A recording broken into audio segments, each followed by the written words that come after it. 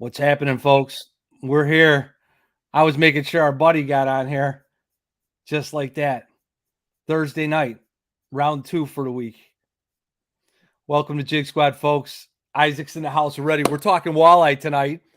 I hope you guys are all excited for this. And we actually, it's not just walleye.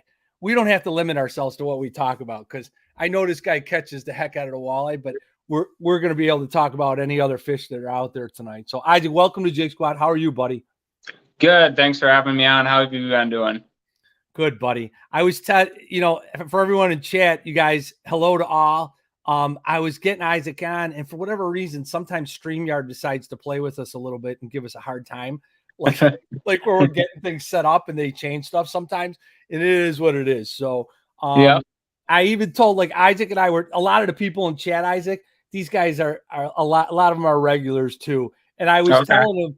I said, I'm like, Isaac, we got to turn the phone and we can still do it sideways, but for whatever reason, it's not automatically adjusting. It's like it's leaving it in vertical orientation, but it is what it is. But we appreciate everyone in chat tonight. We're going to talk about a lot of things.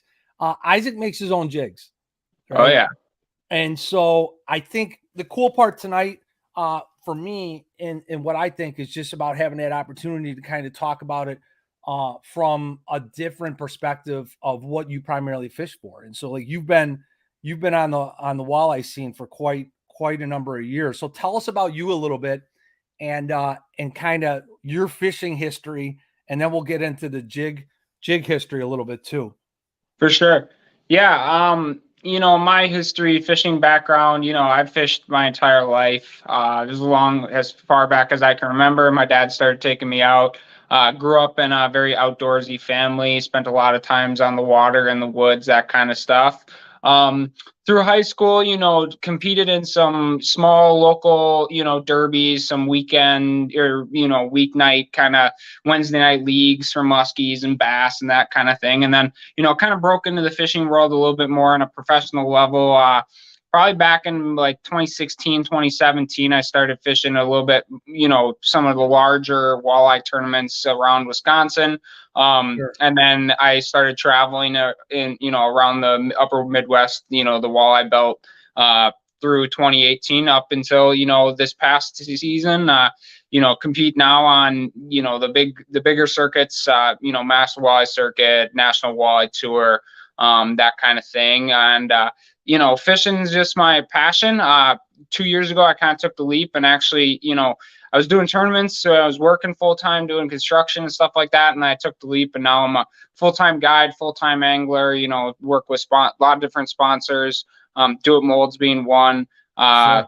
All sorts of good stuff. So, and, I'm known for walleye fishing, but honestly, I like catching anything that swims as long as it's got a little tug in it. It's a good time for me. Isn't that the truth, my man? So tell me, so where you're in, what state are you in? I'm from Wisconsin. And still there and still living in Wisco too? Yep. Yeah, I live in southeastern Wisconsin, just north of Milwaukee, maybe about a half hour, with my girlfriend and our 2 daughters, 2 cats, and a dog. So busy household, not nonstop, busy all the time. Hey, you know what we have to do, buddy? I have to head across the border and we have to go and take away some of the fun from Eric Hadia slaying all those Browns in Milwaukee. I gotta come up your way with one of my buddies and we gotta go slay some fish on that. Well, I mean, it's probably iced up now, but they're actually catching them through the ice right now down on some of the harbors and the marinas. That's a big thing. They do a lot of ice fishing down there for those browns and steelhead. And we were actually just on the river maybe 2-3 weeks ago, and we still had some open water. And it actually just got a message from a buddy today that the river might have opened back up in a few spots. So throughout the winter, we get trout coming into the rivers that we'll chase, and it's always a good time. I mean, it's urban fishing. It's a little different. It's not your typical outdoorsy, nature. I mean, you're hearing police sirens and all sorts of fun stuff going on around you, but it's cool. It's fun. So I know that scene because we fish the Chicago lakefront, we fish the Chicago River, the Cal-Sag, and then of course like the northern half of Illinois rivers, like we fish the Kankakee a lot. Okay. And so, I, you know, even though I'm a bass guy, a bass head at heart with like a taste for the salt, whenever I can get, you know, a couple thousand miles one way or the other, Right. um, you know, my buddies are walleye guys too. And even all winter long, you know, it's just with kids. So I have 3 boys. So like, I don't get to do it the way, you know, we used to fish years ago. So it's not the same anymore, but they're out fishing all winter long for walleye. So Yep. it's a fun scene. So now talk about jig making. Okay, so you've been on the walleye tour for several years, right? And Yep. then and so tell me, when did you start making jigs? How long has this been happening and part of your experience of tackle making? Uh, Pretty much my whole life. I would say, my dad actually was a tool and die maker before he started his own business and did home remodeling. And Okay. when he was a tool and die maker, he actually built some jig molds that we still have, like some, you know, not production by any means, you know, simple little 4 cavity, 6 cavity lead pouring mold that my dad would make jigs. You know, this time of the year during Cool. the winter time, he'd pour some jigs because, you know, he was getting ready for the spring walleye run kind of thing. And he would, you Okay. know, get all this stuff ready. So, you know, from a very young age, you know, 4, 5, 6, 7 years old, I was helping dad, you know, clip the little extra pieces of lead off and file them, and, you know, just helping around the shop in the basement, that kind of thing. And then that kind of like, you know, exposure to, you know, the handyman side of what my dad did and the tool and die maker side, you know, he kind of encouraged me to, you know, explore and, you know, do different stuff. And I had these interests in fishing. So then I took it to, you know, making very basic, you know, topwater plugs out of a, you know, a broom handle, or, you know, trying to make a Right. crankbait and never being able to get it to tune right and run straight, and, you know, Right. all that kind of thing. You know, I was playing around with that all through my adolescence. And then, you know, kind of got a little bit smarter about it and was like, hey, why am I, you know, putting all this effort into like the full on tackle craft side of things, and started, you know, getting more involved with do it molds and picking up, you know, just a mold every now and then. Like, hey, I really use this, you know, jig a lot. So I pick it up. And Mhm. then now I've gotten into the soft plastic side of things. You know, I run a paint gun every now and then if I'm getting ambitious and that kind of stuff. But, Nice.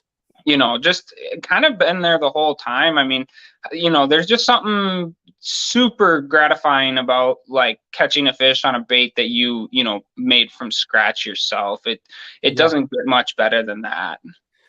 And I know you talked about like you know, obviously anything that puts a tug at the end of the line, but I'm going to tell you guys something. So a lot of these guys, Isaac, that come around Jig Squad, or at least the first part of Jig Squad and the experience this past year of doing the show, right? A lot of bass guys.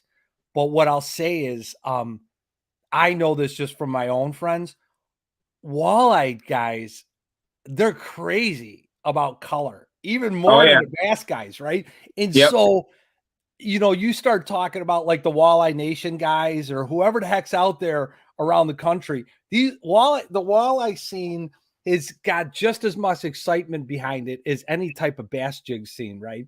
And Oh yeah. so I'm so fond of it because it extends past just making jigs into cranks, blade baits, repainting, ripping wraps and jigging wraps and all Yep. different types of baits. And the customization is just endless. Okay. So, which is cool. And I love all that. We're going to talk plastics a little bit too, but I'm excited to talk about some of the jig stuff. But before we talk about some specific style heads and stuff like that, I got to ask. So, like, are you tying stuff Oh besides yeah. just pouring lead? All right. So let's start there. If you're tying up stuff for walleye, what's one of your favorite heads to tie on? Um, so it's kind of a loaded question, you know. So I tie a lot of hair jigs. Like that's, I love fishing hair for Okay. walleyes, bass, a little bit of everything. Whether it's, you know, feathers, you know, marabou, deer, bucktail, that kind of stuff, you know. So Yeah. depending on what I'm doing and like what I'm trying to target, like I like using different types of jig heads. So you Very know, true. I like a very narrow head if I'm fishing anything with current. So like a current cutter jig head, anything that's kind of got like that more slimmer profile to it is what I'm gonna, you know, tie if I know that I'm going to some place like the Detroit River where there's a lot of current and I need to get down, you know, and cut through that. Now it kind of switches for me, and I go the opposite way than when I'm fishing the lake sometimes.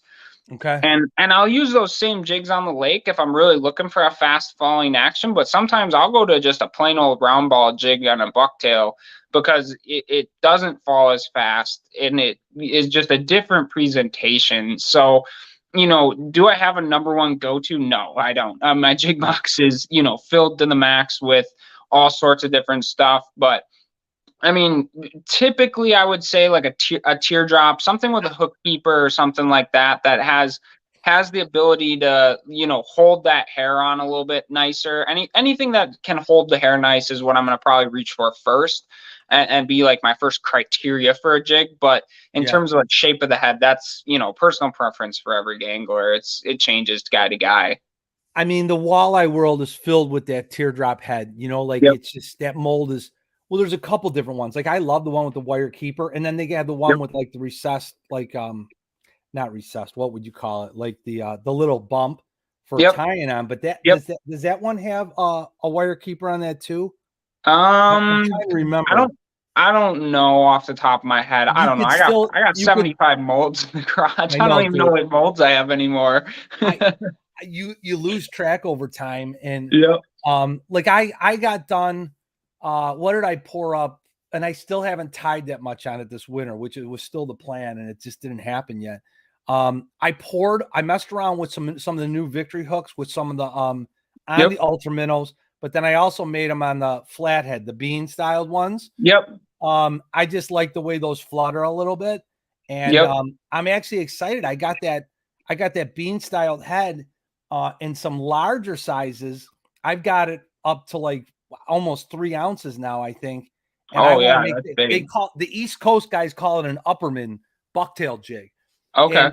And back in the day, this guy used to make these bucktails. With last name was Upperman, and the deal is they used to like the way that it would move in the current and off the beaches and stuff. Well, the same concept holds true for the current in the river systems, right? Yep. We typically, when I'm out with my walleye guys, we'll fish anything, to be honest with you, but a lot of the jigs we've always used is even with plastics has always been that teardrop.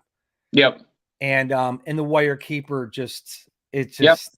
the wire keeper. It's just such a versatile jig. Like that teardrop works good for running plastics, works good for tying hair. Like, and I would say even like the teardrop too. Like I run a lot of like the Moon Eye style, that like a VMC style head. That Do It has a mold for that. So I run those two are probably like, I would say, are probably my two most used jigs, like as a whole, like in the scheme of things. That's what I grab most often, whether I'm plastic. And I even really like the those jigs, the longer shanks. I'll take the hook keeper out and I'll run a long shank jig if I'm fishing a night crawler or something like that. If I'm doing live bait tactics, I run those longer jig shanks just to get that hook a little bit further back, and whatever it is, it just I've learned over the years that, good quality components on a jig are important. And, you can go to the store and pay, $1.25 a piece for them, or I can get a mold for $50 and a pack of hooks for, $20, and I can make, however many hooks I get. More than you'll ever need, right? Yeah. I blast through so many jigs in a season fishing, different rivers and places. It's so nice being able to customize my own stuff, grab, a nice quality Victory hook or an owner or whatever it might be, throw it in the mold and have something that's a quality product. I know that it's good. I'm, touching every single one, knowing that it's a quality piece of, equipment. And my job, not so much, I mean, the guiding, it's important to put fish in the boat for sure. But when we're talking about, $100,000 tournaments, that hook's like the number one connecting point to the fish, Right. next to your knot. So it's, very important. Isaac, let me ask you a question. Do you ever get to the point, like this isn't playing off of the comment about all the molds earlier, but like I'm getting to that point too, right? Where I had so many damn molds, right? And the thing is, like, I could easily go down the list and tell you, like, here's the things I could tell the story of why that jig mold will work the way it was designed to work. But I Mm-hmm. find myself going back to the things that I like the best, that I've Yep. learned to use in different conditions. And I want to hear what you say about this, because I personally think that I feel that being a river fisherman and a river rat and wading rivers and getting in the water and learning how to fish current has been like a big thing. And what I mean by that is it's taught me how to fish maybe not the most ideal jig head in different situations, in learning how to fish water almost more than like pre-planning with that jig style. And it's not that I can't do that now, but somebody used the term the other night on a show, and they said paralysis by analysis, Yep. meaning just too much thinking into all of it. And it's like, you got to learn how to get the feel right for your rod, the line you're using, and Yep. how to slip current, how to fish eddies, how to fish seams, all those types of things. And you learn that as a river fisherman. Yep. And I think that's made me a better fisherman, but it's also let me be able to kind of snub my nose at certain jig head styles sometimes, because I don't necessarily feel that I always need that. Right. I would say that, and I've said this many times over the past year, hands down, like I even like the old school ball head jig mold, but I really like that freestyle mold. I Yep. really do. Yep. And I use that thing in the salt. I think the cool thing, what it does for walleye stuff, if you're tying walleye jigs on it, is sometimes people want that hump for like a thread bump to tie in, but I like the smaller profile you can get off of just tying straight onto the shank. Yep. With that freestyle head. And there's not a situation where I haven't been able to use that jig. And it's a Right. ball head jig with a 90-degree line tie, for Yep. those of you that don't know about the freestyle mold. But it's just Yep. it's perverse. Recessed eye holes for it.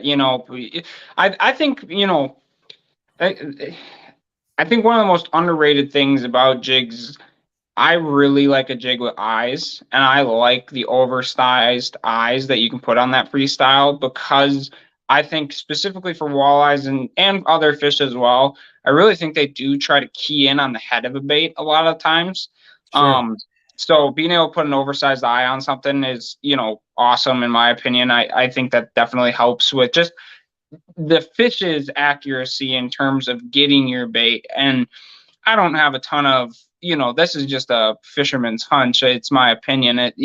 I'm sure there's other guys that are like, well, I just run a straight chartreuse dipped head, no eyes, and I catch all sorts of fish. And I'm not going to say that you don't. And I have done the same thing. There's been times where I'm, fishing and I'm, running out of a color, and it's like, oh no, I got to grab this other jig, not the same size, not anything what I want. You just tie it on and throw it out there and you're still catching them. And, but every jig and every mold has the situation that it was designed for, like you were saying. You can also, though, take and adapt jigs to different things. Like that's the cool thing I really like about like tackle crafting and, building my own tackle, building my own baits and lures and everything. I'm able to really kind of become more versatile in my presentations, because I can just kind of pick and choose, and I know when a bait will work good in a situation. And sometimes it's a situation where that might not be the ideal situation for that, specific jig head or that specific, type of, for example, soft plastics. Like I pour a lot of paddle tails, and I actually have 3 different recipes for my plastic when I'm pouring my paddle tails that give me 3 different actions out of the tail of the bait. I pour, super stiff plastic that's going to give me way less action, and I'm going to have to work the bait a lot more aggressive to get action out of it.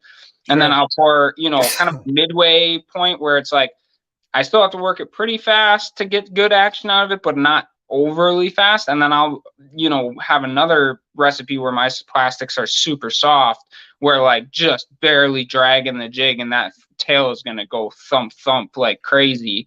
And go ahead, finish. I'll throw my comment in at the end there. Go ahead. Yeah, and I think that like that's where the versatility of making your own stuff comes in. Like, and you get these little nuances that you like. You could go to the store and buy 3 different brands of soft plastic, but I can take one bait, one our ES Shiner, for example, from Do It Molds is like my favorite swim bait mold. It's mimics some other really good baits on the market, and I can Yeah. take and pour 3 different types of plastic through that same mold, have the exact same profile that I'm looking for, because that when it comes to plastics for me, that's a big thing for me is profile. Yeah. And then I have 3 different actions out of literally the exact same bait, and it's cheap. I think that ES Slick Shiner is one of the best baits out there, and I love it. And the thing is, it's thinner profiled than like the molds. If you're a plastic making guy, so like the rippers, which would be I'd compare it to the fat Kitex, right? But this ripper or the Slick Shiner is thinner profiled. So whether you're fishing Spark Shad or a Hazadong or things like that, this Slick Shiner, I almost wish Do It would come out with a smaller like a 2.5 inch. Yes. So I got I'm gonna make it big here. Let me hold on. Yeah, so this is the ripper right here with the rib body, fatter belly to it, just a little bit more profile. And then the Slick Shiner, this is the 2.8 or so ripper, maybe it's like a 3-inch. And this is like a 3.5 inch of the ES Shiner. And it's just that thinner profile. Up here in the north, we've got a lot of emerald shiners and that kind of stuff. Yeah.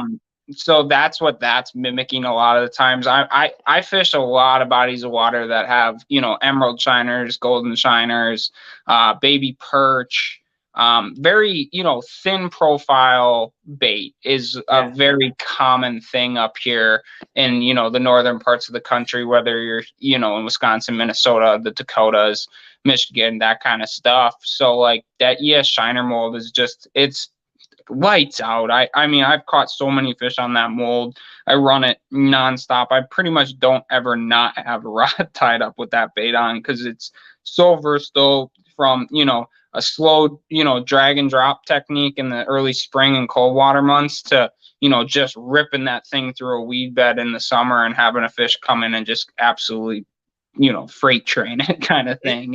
It's my absolute favorite. That ES Slick Shiner is my favorite chatterbait trailer. Okay. The tail is phenomenal on a chatterbait. Like if you ask that guy Skimpy, he was in the boat with me and Drake when we went on the Mississippi, and that's why he put a ripper on his. He's like, yeah, that Shiner's too big of a profile, and I put it on. I'm like, dude, it absolutely is not. I said, and the tail kicks more than the tail kicks differently than the ripper or that fat Kitex styled profile. And the other thing that I used them for is I used them for saltwater. Before I even started pouring plastics, I had the Do It people pour me up some like a white pearl and then one that looked like a anchovy or maybe like a green. They call them greenbacks, right? Okay. And it was a white bellied with a little bit of a green pumpkinish watermelon type of back with a little bit of gold glitter in it. And I used those down in Siesta Key down in Florida, just casting off the beaches and the docks, and they performed wonderfully. And so it's just a cool bait, and I love the profile because it's different than what most everyone is using, but yet it replicates. Imagine if we had that Slick Shiner in like a smaller, like a 2.8 or even a 3, a straight 3. Because I think it's 3.5 in the mold. There might even be a 4, honestly. It profiles like a 4 to me. Yeah, it's longer than you think, but yeah, it would be. I'm hoping that the sales for that mold are doing well, so that they come out with a couple additional sizes in that line because it's so good. Like maybe we have to holler at Brennan about that. I'm actually gonna see him tomorrow. His cabin's less than 20 minutes from my cabin, so we're gonna be going up there this weekend. And I'll give him a little razz. Hopefully he's watching right now and he can take it from both of us at the same time. He was supposed to be on here Saturday, and he messaged me the other day. He goes, Murphy goes, I'm sorry, dude. It's the only weekend I'm going away. I forgot that we had the show on Saturday, so I was gonna do like a super week. So I don't know if I'm still doing a show Saturday, folks, but I'll message you guys out later on social media. All right, so that's the Slick Shiner, which is good. So one more thing I want to say about that, because you talked about the profile of it and the 3 different formulas that you would use based Mm-hmm. on different conditions to give it a different action. Do you employ the same philosophy of using those 3 different style baits depending on the temperature? Yeah. And you get what I'm going where I'm going here? I'm Yep. talking cold water, harder to get the bait startup action. You're Yep. slowing the bait down, but you Yep. still want that tail to start up in action. Talk about that a little bit. Yeah, so like that's kind of the reason why I went with a couple different formulas of the Okay. bait. Mainly it's just seasonal changes, right? Like so, as we go forward here in the next 2-3 months, our water up here is frozen, like, and the Right. split segment's not frozen; it's 33 degrees, like it's cold. Right. So fish, what I've learned is they're not afraid of like the sound and the action of a bait. They Okay. just don't want to chase it down. So like Understand. I use, for example, blade baits. I use a blade bait year round, like through the ice right now, early spring, all the way through, late spring, summer, all season. I use a blade bait. I use, a paddle tail all year. And I change basically just the cadence of what I'm doing with each bait. And what I did in order to get the action that I wanted out of like my soft plastics is, so like early in the spring I run uber soft plastics. Like they rip, they tear, I blast through them. I'll go through a bait every maybe 2 fish, just because I soften that plastic up so that I can move that bait 6 inches sometimes, if not less, and still Okay. get good action, as opposed Makes to sense. like having to really, I think the biggest thing that guys struggle with in the spring and in the fall when the water's cold, guys overwork their baits way too often across the board for almost everything they do. Like Okay. when I'm watching guys work their rip and wraps, their blade baits in the spring, everyone wants to feel that rattle, feel that, 2 foot long jig stroke. And that's just not, in my experience, what the fish, specifically walleyes, are really looking for. My Okay. blade bait cadence in the spring is about a 3 to 4 inch lift. It is very small. Like and when I feel that bait vibrate, I stop. And then I do the same thing with my, soft plastics, whether I'm ringworming it, a paddle tail, fluke, any of that stuff. Like in the spring, it's going to be real short, real methodical. Sometimes it'll just be a slow, steady, but it's going to be, it's almost painful to work a bait the right way in the cold water. And then it goes the opposite. So when we get the warm water in the summertime, that's when I go to a stiffer plastic, because I know I'm going to just be ripping that bait hard. It doesn't really matter if that plastic is super soft anymore, because you're looking more for the movement aspect of it to trigger those fish. You're trying to bring it past them fast to make them make a decision to hit it, as opposed to, the opposite in the spring, where you're kind of trying to you want to give them the same, thump, but in a shorter, movement segment, versus during the summertime, like, again, same thump, but that Sure. segment of time that bait's moving is just longer. Yeah, and Andrew's up in Wisco too. He's a walleye guy too. Yep, when you almost can't fish too slow. All right, Isaac, let me ask you this. Blade baits, right? Um, which do you prefer? Oh, look, oh my god, I thought it was me for a second there.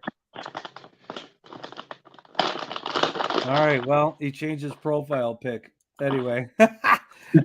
Hey, here, so which blade bait mold do you prefer? You have So one. it's not the shad style. It's whatever this one is. I don't know exactly which one that is. It's kind of like the old sonar style. I Yeah, forget the mold name. So this is a Lakich Lover color that I've designed for Viper tackle. And then this one's Crackle, which is purple and chartreuse. These are like my two go-tos. I love in the springtime. This is like a natural kind of black gold, a little bit of brown, and then this one's the purple chartreuse. Those are like two of my go-to colors. I really like just a straight white blade in the spring as well. I'm not a vibrant color guy very often. Very very light, shadings of vibrant colors, but this blade in the 3/8 and the 1/4 ounce size is like my go-to in the springtime for a blade bait. I 3/8 and quarter, really? 3/8 and quarter is like my two go-tos, and like I'll go up to a half ounce if I have to, if I'm fishing, 20 plus foot of water.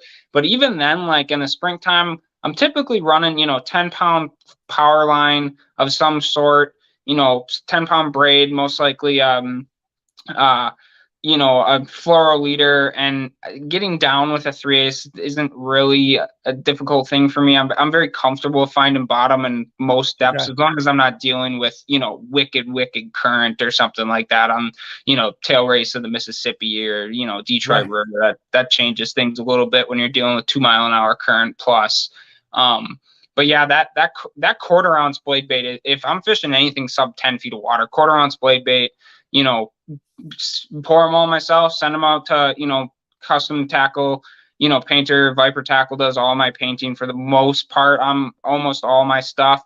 Once in a while, I'll powder coat them, but I can't get the exact looks I'm looking for, and I don't have the time to sit there and paint 100 blade baits at a time. And Viper Tackle sells those too, or they're making them for you? No, they sell them on their website.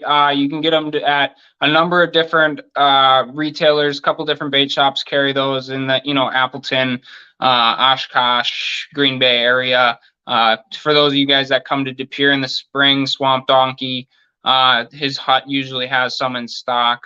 All sorts of good stuff. You can go right on their website right now and head over there, and you can actually, I have I want to say I did a write-up on 10 of my favorite colors for Viper, that if you go on their website, you can find that write-up on those 10 colors that I use the most and the situations that I use them in, from light conditions, whether it's, cloudy or sunny out, to water clarity.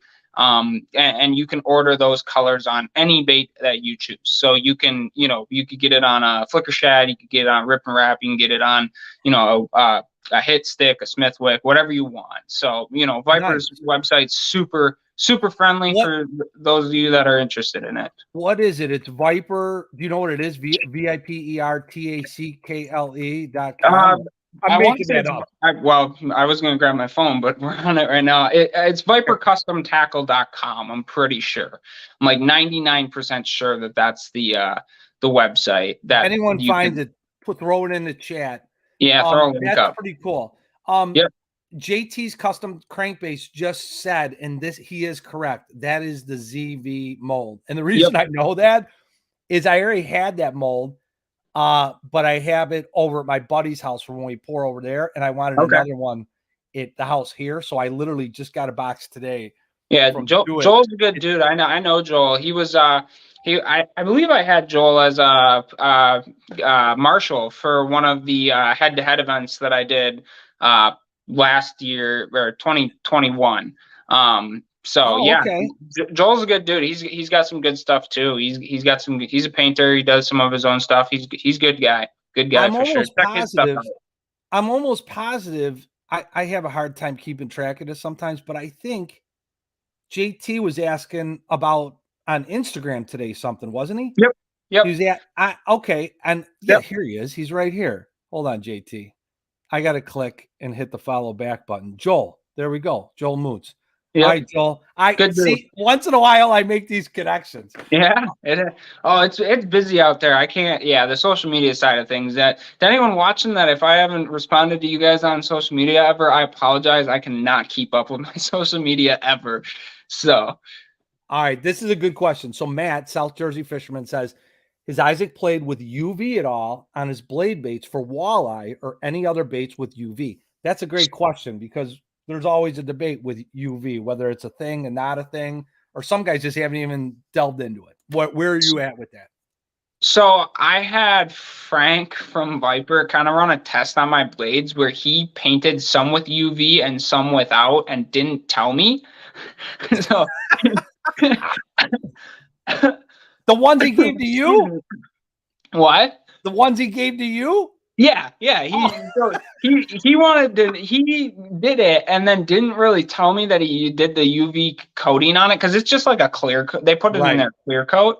Right. And I don't know if it makes a huge difference. I have some UV powders that are additives for my plastisol that I do with my soft plastics that I think actually in the soft plastic side of things makes a little bit more of a difference than the paint side of things. I think with the paint, when you're dealing with gloss paints, you're already getting kind of that shimmery action out of the Mm-hmm. bait for the most part. Now, would a UV coating on like a flat black make a difference? Yes, I would say that would probably do something. But like for me, I don't specifically go out of my way to tell, you know, Frank or whoever is painting my stuff to add UV to it. That's not like my go-to. But when I am pouring my plastics, you know, we have a couple different, you know, powder additives for the plastic side of things from Do It More that Sure. are just like subtle touches of just, you know, maybe some blue or some purple that I'll add to my plastics a lot of times because I think that that does actually make a difference. And I add a lot of,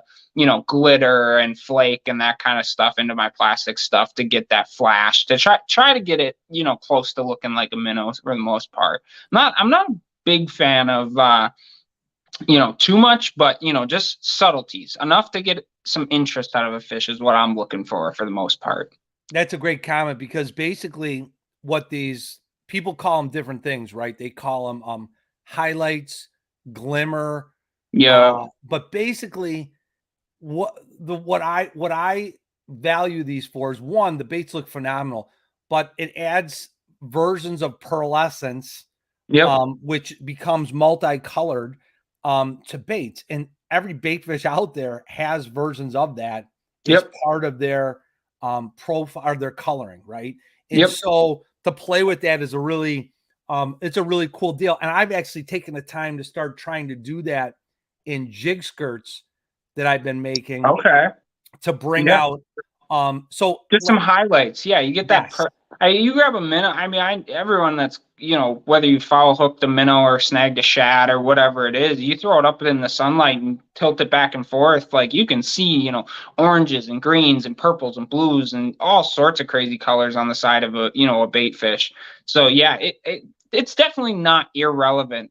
I would say the biggest thing for baits in general for me is everything comes down to confidence. Like I'm Sure. confident that a white swim bait is going to catch a fish for me in dirty water. Like I am 100% like if I've got chocolatey, you know, stained water, any sort of stain, whether it's, you know, bog stain, tea stain, cedar stain, dirt stain, mud, whatever it is in the water, white is like a go-to. Same thing. And then on the opposite end, black. Like those two, you know, dirty water, white, black. Like you're either trying to stand out silhouette size or you're just trying to, you know, be vibrant and bright. And that's where, you know, pinks and greens and that stuff can work too. But, you know, confidence for me, if you're confident that that UV coating that you're putting on your stuff is the reason why you're catching fish, well, I wouldn't stop. Yeah, I agree with that comment. It's funny because there are people out there that wouldn't pick up white to throw in dirty water to save their lives. But I could tell you this, in the last couple of years, the biggest bass I caught in the spring was in dirty water with a white chatterbait. Yep. Funny enough, you know, Yep. cold out, you know. So Yep. here's a good question from Evan Luda from Omerta Tackle. And Evan's a great dude. Ever run a cicada blade? For me, they because they're super easy to keep. On the bottom, they immediately start vibrating. Yeah, I've ran all sorts of different blades. You know, I would say that like the ZV mold from Do It's my most common just because I can mass produce them so easily. Any of the blades you actually would buy from Viper, I pour all of Viper's blade baits for them and you know, kind of do the behind the scenes work on that with those guys. So like for me, it's just a really easy blade to have access to, but I've ran everything from, you know, Cabela's brand, just baseline blades up to Megabass stuff, Demiki blade baits, Sixth Sense stuff, all sorts of different blades. Like I have just an arsenal. We actually came out with a really cool blade bait. One of my sponsors is Fish Lab Tackle, which is a partner company with With Akuma. Okuma, right? Yeah, Yep, and Fish Lab actually just came out with a guppy blade bait that kind of is not the profile is not the same as a cicada, but it's super easy to maintain bottom contact. It has a way different feel to the vibration than a lot of baits that I've played with, and it actually Interesting. vibrates on the way back down a little bit, which I think Okay. is different than a lot of blades. It gets a really interesting wobble on the descending, fall, which is when most of the hits come for me when I'm blade bait fishing. It's either, you rip it to the top and you start to drop and it gets hit, or it hits the bottom and they pin it, and push it into the bottom, and then you come back up and there he is. Right. But that blade bait is a really good blade. So there's so many varieties of, we can talk blade baits, and there's literally, A to Z on the different styles and stuff like that. Right. And, again, it's just a confidence thing. Like what did you pick up and start catching fish with? And then a lot of fishing is just, what are you fishing with the most? That's what you're going to catch the most fish off of. Like I find myself getting into those ruts every now and then, where I almost think I struggle sometimes because I just go to All Reliable instead of picking up something else. So, everything that I use is based on, my comfort zone, what I'm confident catches fish. And then, there's times where I'm in the boat with a buddy or I'm in the boat with a client and they brought their tackle bag and they're like, well, I really like this one. I'm like, dude, if that's what you're confident in, throw it. I'm not going to tell you not to throw something you have confidence in. That's just not, that's a horrible mindset to get into. Don't ever let anyone push you out of your comfort zone. Like, and don't be afraid to get out of your comfort zone though. At the same time, don't feel forced into doing anything, but also don't make sure you are open-minded. You don't want to be that guy. I see it all the time. You get someone that just refuses to change what they're doing in the boat, whether it's cadence or bait or whatnot. And, they struggle because of it and they have a tough day. And, you kind of have to have that mindset that sometimes you do have to change, but if nothing's working at all, you're probably better off going to what you're, confident in, for sure. Yeah. I mean, and the thing is, Matt was saying the guppy head looks pretty good. He just got it. It's a good one. We were using it this fall on the Fox River in De Pere, and we were smashing some fish on. We were vertical jigging like 25 feet of water in the river, and we were catching crappies, bass, pike, perch, walleyes, catfish. Like everything was eating it. It was cool. And the guys around us weren't catching anything, so that was pretty. That's like my favorite day on the water is when I'm catching them and someone else isn't. But it's funny. I don't have a ton of experience with the Fish Lab stuff, but what I'll tell you is everyone I know that is using some of the stuff, it seems like they're putting a lot of time into coming out with some new concepts in terms of some original, old standing type of baits and lures and just something a little different. So a lot of cool stuff. I'm familiar with some of the rods. Like I use their saltwater rods for travel rods. And I have one that I'll be bringing down to Costa Rica with me next summer. So, but I love Akuma, and the Fish Lab stuff is pretty cool. And all the stuff coming out from them seems pretty neat. So, they're a good company. Probably I would say one of the sleeper baits that they have that like maybe not a lot of guys know about, but especially for the cold water periods here coming up early spring and then late fall is they have their BioLab stick bait or their jerk bait. The Shallow Diver is just unbelievably good suspending bait. It suspends perfectly horizontal all the time in multiple different water temperatures. It dives really good. It's got a wicked jerkbait action if you're actually using it like a jerkbait, like back and forth.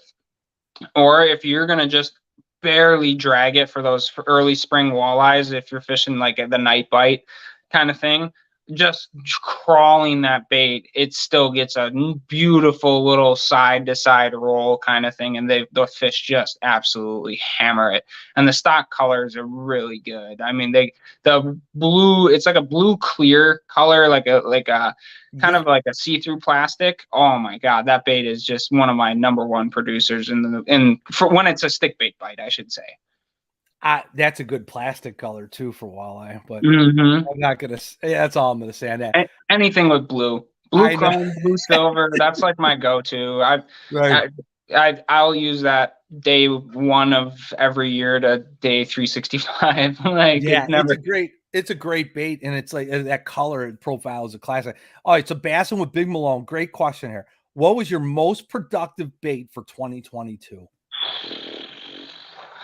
Man, Don't tell me the Ned rig. I'm teasing no, you. no. I I know it I wasn't the use Ned it. rig. I use it. I like a Ned rig. I'm not gonna lie. There's times where a Ned rig for smallies and even for walleyes in the spring can be really good. What would you Man, say? it's so hard to pick one bait that's like the most productive. I How mean, about crankbaits, plastics, or blade baits? I'd probably go to a plastic first. Like Okay. I would say, like if I was just like if I was gonna grab one rod, a 5-pack of jigs, and 1 pack of plastics, I'm gonna grab a swim bait. Like probably ES Shiner or something similar. Maybe downside a bit if it's early in the year or something like that. But yeah, it's hard to beat a paddle tail. Like there's just so many It really is. situations and places that it works so good.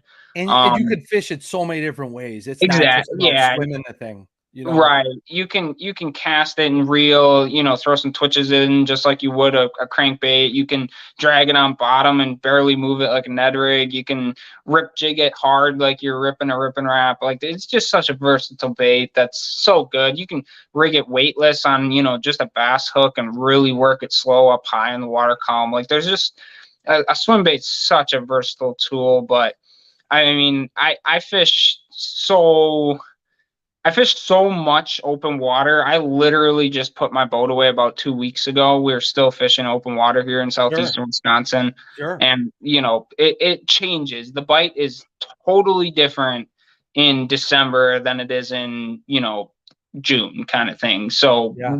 saying I got one bait that I just pick up and run year round. I mean, I think a swim bait's probably that most versatile bait that is kind of in my arsenal. Other than that, I mean, a jig and a minnow is pretty hard to beat year round too. So, Sure. but we're not talking live bait here. Although the live bait jigs from Do It, they're pretty good stuff too. So, Yeah, and you could modify those and do some cool stuff with them oh yeah, too. oh yeah. Great question here. And I actually had this on my list. I wanted to ask you about this. So Leighton Caskey says, how often do you throw a death jig? Now, before you answer this, can you explain to the audience what a death jig is? Because I don't think I knew about this years back. So it's a new. Describe what a death jig what it is. So for me, it's basically a castable crawler harness is the way that I look at it. So it really reminds me of the old school Erie Dearies. The only difference with the death jig is they're using a butterfly blade and a slow death hook on it. When rigged properly, and you can go on YouTube, there's a couple different videos, and I did a video with Larry Smith. I've done a couple of videos with Fish Lab and some other stuff that go a little bit more in depth to like how to really properly rig that bait. But when it's rigged properly, you get the combo action of that butterfly blade spinning and the slow death action on the crawler. And when that water temperature gets anywhere, I would say north of about 60 to 65 degrees is when I've started seeing success with it. Anything sub that, I haven't really been able to get the reactions that I want out of it. I haven't thrown it also as much in the early spring because for me it's a bait that I use a lot in the summertime when I'm targeting suspended basin type fish, whether it's, mud fishing or just fish that are suspended near, rock structure, weed structure, whatever it may be. But it's so deadly because you can run it at a very slow, controlled speed and just kind of hang it in a fish's face when you pair it with like a live imaging device, and it can be so good. Like there's some cadence stuff that you got to work with, and you do have to play around with it a bit. Casting them is just an absolute pain in the butt.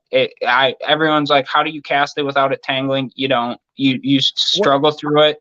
One Is out it of three always a casts. worm on the back end of a Yeah. death Oh yeah. jig? Night crawler all Always a day. night Like, crawler. yeah. So Night guys, crawler. listen, for anyone that hasn't seen a death jig, type it into Google and look it up. And here's the Yep. other thing. Not that I'm associated with these guys. I'm not, and I'm going to ask Isaac about this too. But the organizations out there that are part of the walleye scene, like what are Walleye Nation is one of them, right? Mhm. Isaac, what are some of the other groups out there that are crazy about, all this stuff? Some of the walleye forums, guys. If you ever want to learn something different, and you're not a walleye person, but you find value in learning about baits and stuff, learn about the techniques and the different things that the walleye fishing scene does by going and starting to go to their forums and see these other groups and Yep. the color schemes. You're going to learn a ton. Oh yeah, yeah. There's a lot of information out there in the walleye world that I've taken and transferred to bass fishing or muskie fishing or even targeting, trout and salmon and stuff like that. But yeah, there's a lot of good information out there. There's, tons and tons of YouTube videos and, different stuff that I've been a part of that other guys have done stuff on, that, really breaks down, if you're interested in the fishing side of things, like really, I would say the best thing that you can do if you're looking to advance your career in the fishing industry, whether you're a tournament angler, you're trying to start a YouTube channel or anything like that, you can't ever stop learning. If you think that you can stop trying to learn from other people, you're going to get your butt kicked. Like, it's just, you have to stay versatile. You have to stay open-minded. You have to take and steal from all sorts of different saltwater tactics and, bass fishing tactics and all this stuff. We in the walleye industry, I would argue, I'm not going to say that any fish is easier or less hard to catch, but I would say on average, I think walleyes tend to be more finicky than a lot of other fish. They just get very, tight-lipped. Especially, I think the big reasoning for that is that they're a nocturnal feeding fish primarily. I believe with the pressure that we've seen in recent years of the number of anglers on the water, I think we're seeing that walleyes are really going nocturnal even more than they have in the past, just from a base standpoint of they're trying to survive. If they get active during the middle of the day, there's a lot of people out there that are going to catch them, and walleye dinners taste mighty fine. So don't they, right? Oh yeah, I'm not going to say they're not delicious fish. They are. They're absolutely amazing. But yeah, these bodies of water are just turning more nocturnal for these walleyes, which makes them obviously harder for anyone that's going out during daylight hours for sure. So Isaac, I want to make sure that I don't miss this part. So besides fishing on the tours, you also guide still, right? Mhm. And so if people want to get a hold of you for the guiding, I know I have your Instagram here. I'm going to have to put something up for you. Yep. Instagram and Facebook are the two primary ways. My phone number, if anyone's interested or looking for a book a trip, 262-951-8808. That's my cell number. That's what I use for most of my contact. Initial contact for the most part for me is all made through social media on either my Facebook page or my Instagram page. And then, I hand out my number because I'm not always on my social media. I'm way more susceptible to a phone call than I am, checking my Instagram messages 10 times a day kind of thing. So, but it's, that's how I run most of my guide stuff through there. I guide on Green Bay primarily is one of the bodies of water that I spend majority of my year on. Basically from March through the end of May, I'll be on Green Bay. And then for the month of June into maybe the first week of July, I actually go up to northern Minnesota and do a week of a month of guiding up there on Mille Lacs, Leech Lake, some of those lakes up there. And then once I kind of get done with that, I come back to Green Bay for the month of August, and or July and August I spend on Green Bay. And then my fall is kind of weird. I haven't guided as much in the fall the last couple of years just because I've been so busy all summer long. I actually just kind of take a little bit of a break for, September and October. And then towards the end of October, I start my guide stuff back up. Do a little bit of guiding in November on late October and November on Green Bay.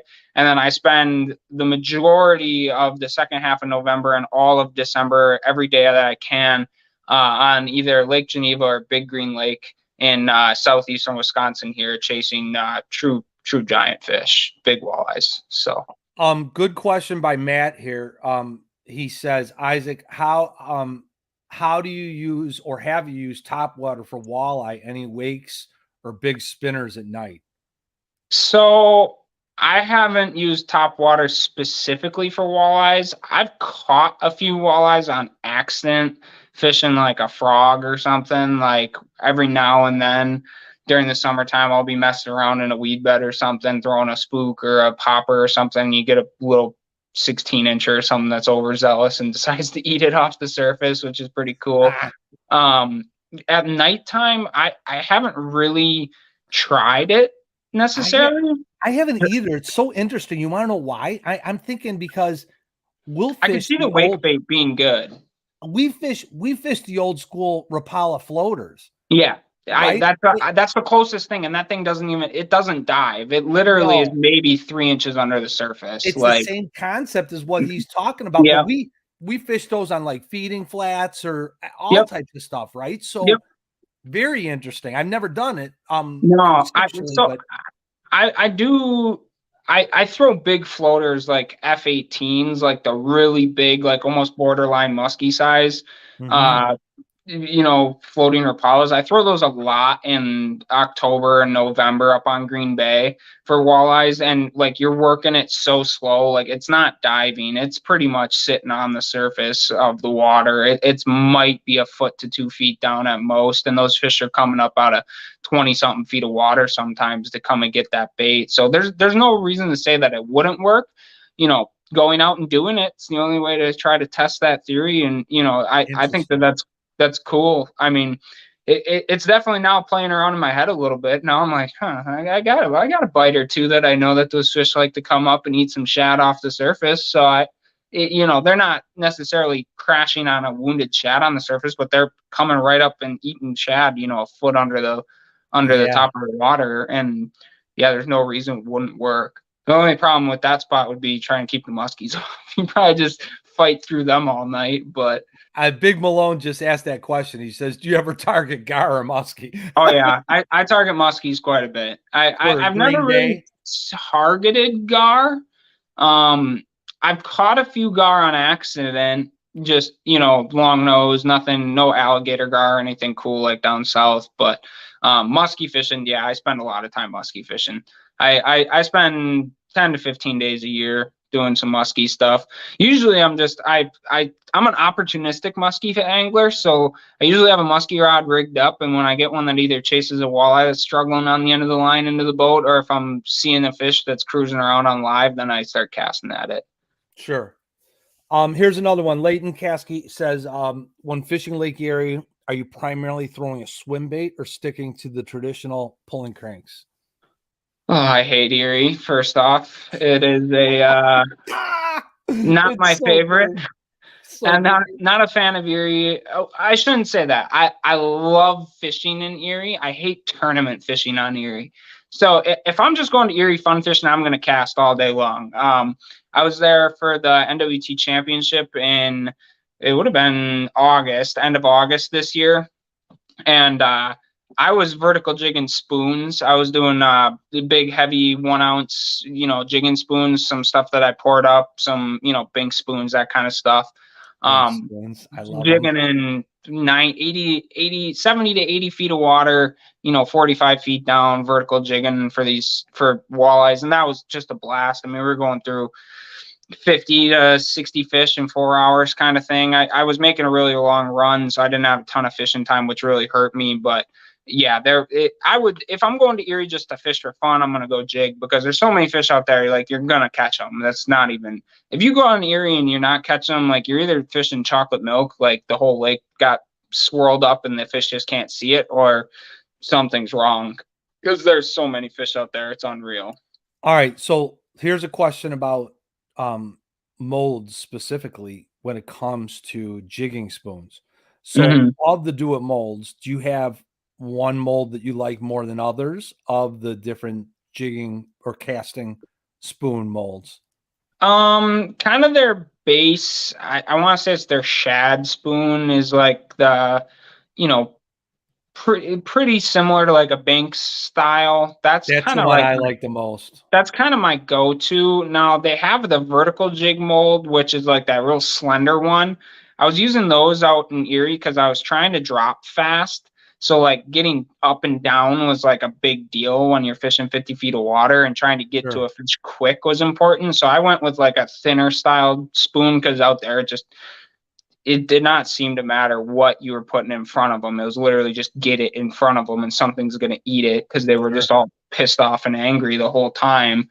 But yeah, it kind of, I don't know. I play that by based on what's going on, what depth of water, that kind of thing. I'm going to use a spoon with a lot that's going to catch a lot more water, that has a wider profile, is going to flutter more Yeah. in shallow water way more than I would in deep water, where if I'm fishing deep, I'm going to pick something with a slender profile to try to get it to, get down kind of thing. You know what I'm looking for? It's funny you say that because first of all, Bink spoons are phenomenal. But the Bink spoons are thinner, right? Mm-hmm. They're definitely thinner than the molds that we have, right? And so Yep. I'm like, there's got to be somebody that makes these out there. Right. I mean, but I'm looking. So if you're out there and you hear this and you find me on Instagram to message me, I'm looking for somebody that makes those thinner profiled spoons like the Binks ones. Yep. It's just the Good. way they fall. There's something It's it. else to them. Yep, it's a good bait. I mean, that Binks mold is whatever they're doing with it, is it works, catches fish. I'm not a big fan of their hooks on their stock baits. No, I change the hooks out almost instantaneously with a owner, or a KVD or something. Something way nicer. They're kind of chinsing on their hook a little bit. I know Eric Hadia came out with a hot spoon that is it pretty much a Binks mold, but with a it's a better hook. relicensed Yeah, it's Binks, you know. literally it's a Bink spoon, but it's got a better hook on it, and he's actually Yeah, got some pretty good fish catching colors too, he does. that I really like. So that profile is a good profile for sure. I actually, funny enough, I'm in the process right now of getting some 3X hooks in, and I'm trying them out in different sizes on those Bink spoons because I'm Mm-hmm. going to bring them saltwater fishing with me down to Costa Rica, and so That would be fun. I'm basically playing around to see how heavy or how large of a hook I could move up to on Yep. those spoons. They have 2-ounce ones. I only have them up to 1 ounce. Yep. But I'm playing around with the different treble hook sizes. And I'm basically using a 3X Duratin hook. And then Yep. I'll play around with some singles too, just to see. But that's my little side tackle making project that I'm doing with Bink spoons to play Yep. around for my trip. So I'm That, excited. we do that all the time on the tournament trail. I mean, it is very, very, very common for all of us to change our hooks on almost every bait we touch. Like Yeah. I'll fish a bait all practice and beat the crap out of the hooks, beat the crap out of the bait, and then I change all the hooks and everything over, right before the tournament starts. That's very normal to change hooks out on stuff. Sometimes it's, bait manufacturers are trying to meet a price point, which is awesome, and to sell product, and move it to the majority of people that, are fishing just for fun. And the Binks hook it's not a bad hook. It's not going to break. It's just, it seems like the tip's curling a little bit more than I'd like It's to a VMC hook. on the Binks one. Yeah, it's a VMC hook, and at least that's what they say on the website. Like Okay. there's a profile that you could. I mean, that's not Okay. what I want. I'm not being mean. I just saying it's not what It's I just want. yeah, that's everyone's got their personal preferences when it comes to Right. fishing, from colors to bait size to, me and my one buddy, we argue all the time over what's the better jig, 3/16 or quarter. Like, I know, right? 16th of an ounce off. Like, there's no difference.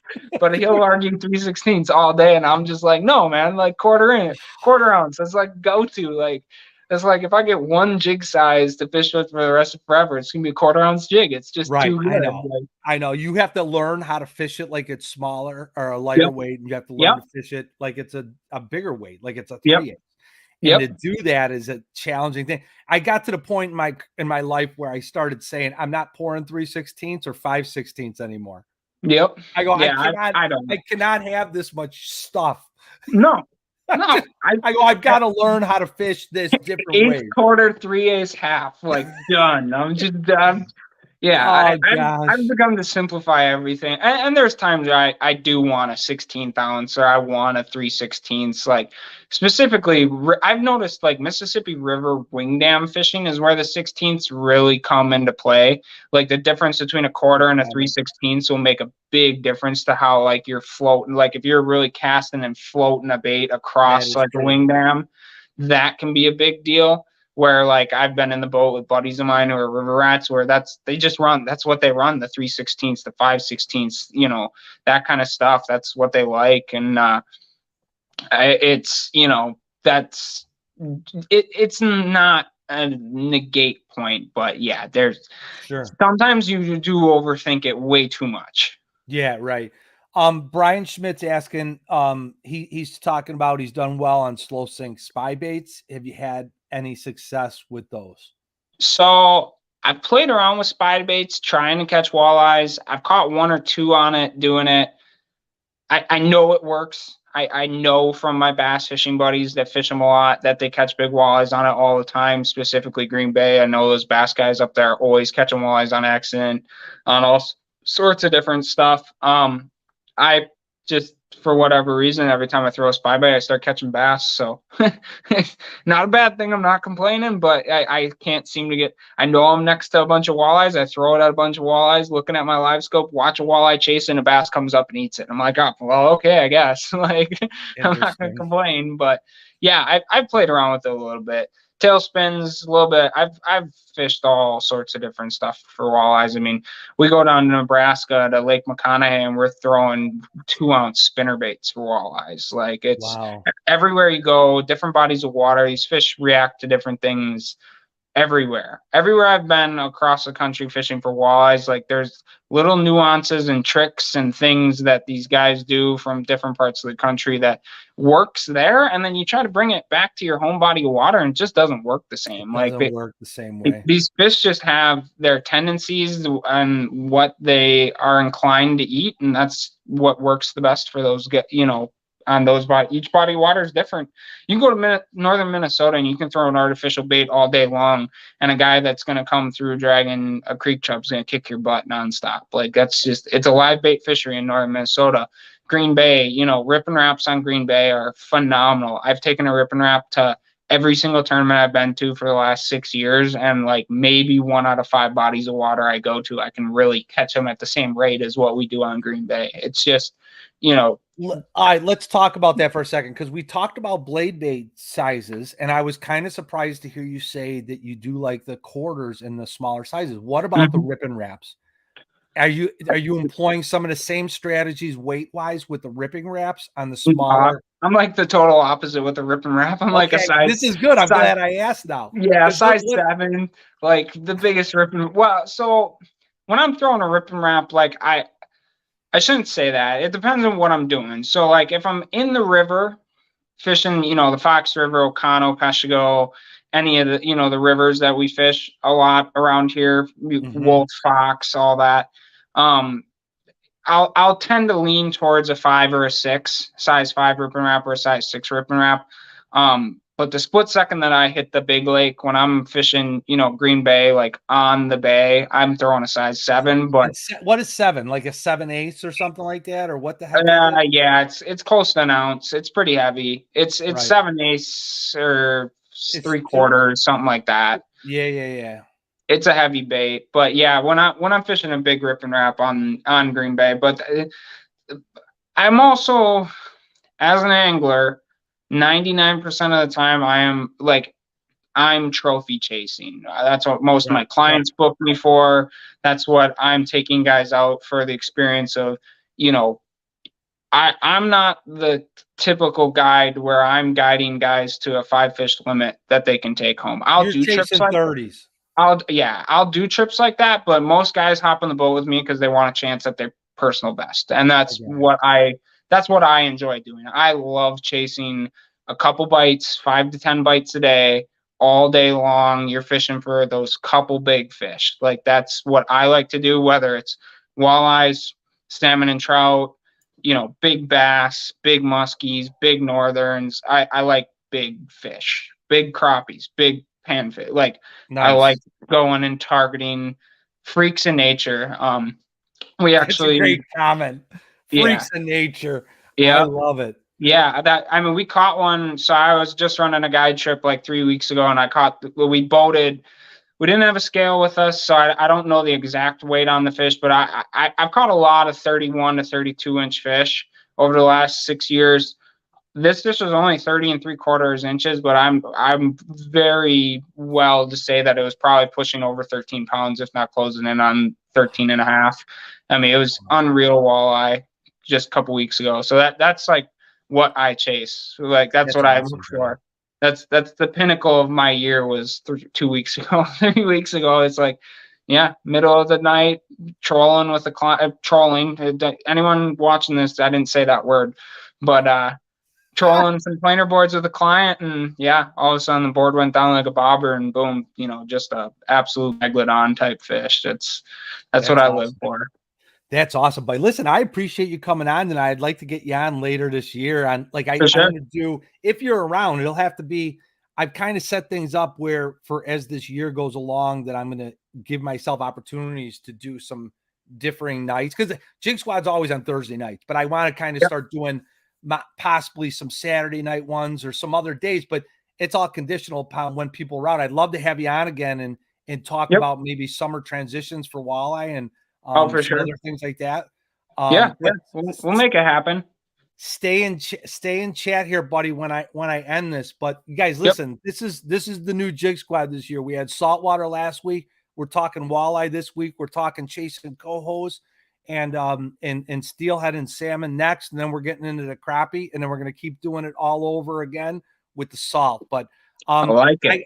there's sticker packs left. Message me on Instagram if you're interested in sticker packs, and if you're a tire, I got links down below to some real cheap glass, 12 bundles, 12 different colors for like $10 that you should grab on Amazon. It's just a good, cheap way to get some flash in your hands for some of your tying. But this has been Jig Squad Walleye Edition. Isaac, thanks, buddy. Stay in chat. I'm going to end this, but peace. We're out, folks. I appreciate you all. There we go. Later, folks.